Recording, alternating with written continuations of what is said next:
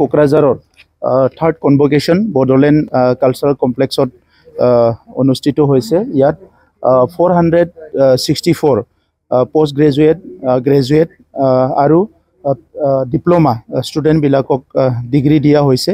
তো আজি আমাৰ সকলোৰো এটা আনন্দ অনুভৱ হৈছে যে আমাৰ কোকৰাঝাৰত যি CIT দীঘলীয়া এটা সংগ্ৰামৰ পিছত ইয়াত ইষ্টাব্লিছ কৰা হৈছিলে, নিৰ্মাণ কৰা হৈছিলে, সেইটো এটা বাস্তৱত ৰূপায়ণ হোৱাটো দেখিবলৈ পাইছোঁ।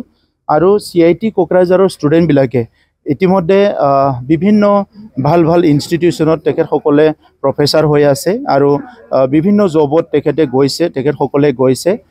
ইভেন ভাৰতৰ ভিতৰত ৰিপুটেড কিছুমান ইউনিভাৰ্চিটিছবিলাকতো তেখেতসকলে অলৰেডি চাকৰি পাইছে আৰু তেখেতসকলে বিভিন্ন ষ্টাডি ৰিচাৰ্চবিলাক কৰি আছে। গতিকে আমি সকলো প্ৰাউডফুল কৰিছোঁ। যি 464 ষ্টুডেণ্ট আজি তেখেতসকলক ডিগ্ৰী দিয়া হ'ল, যি অনাৰ দিয়া হ'ল, সেইসকলে অনাগত দিনত আমাৰ কোকৰাঝাৰ বা বড়োলেণ্ড অঞ্চলৰ লগতে ভাৰতবৰ্ষৰ কাৰণে কিবা ভাল কাম কৰিব, এটা নেতৃত্ব ল'ব পাৰিব, সেইটো মই আশা কৰিছোঁ।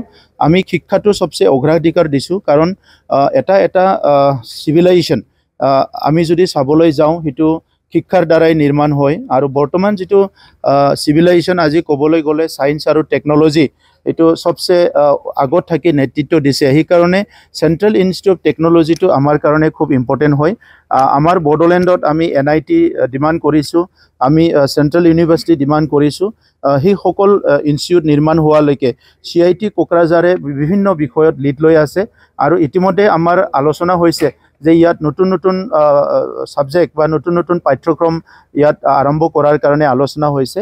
আৰু ইয়াত ইণ্টাৰনেশ্যনেল ষ্টুডেণ্টবিলাকক এট্ৰেক্ট কৰাৰ কাৰণে কিছুমান কথা চিন্তা হৈছে। গতিকে CIT কোকৰাঝাৰ ভাৰতবৰ্ষত এতিয়া ভাল এটা ইনষ্টিটিউট হ'বলৈ গৈ আছে। মই আজি এই প্ৰগ্ৰামত এটেণ্ড থাকি সেইটো ভালকৈ অনুভৱ কৰিছোঁ।